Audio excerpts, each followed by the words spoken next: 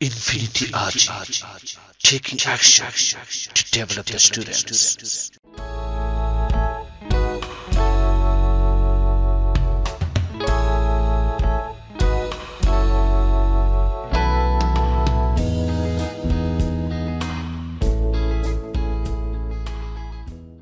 Assalamu alaikum. Good morning. Nice to meet you. This is Porsche.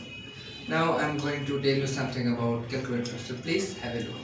Actually, a calculator is very important for a student, and it's a very important element for all students. Actually, there are many types of calculator, but in our country, there are mainly two kinds of calculator.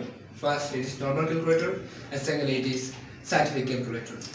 Normal calculator is used from classes 6 to 8, and scientific calculator is used from class 9 to intermediate or any other classes. Actually, the invention of calculator has changed the pattern of doing math. Whenever you are doing math and whenever you are solving a very difficult question and you have to calculate various numbers, then you may use calculator very easily. It will save your time and it will help you to get the right result of your math. So I suggest everyone to use calculator whenever you are doing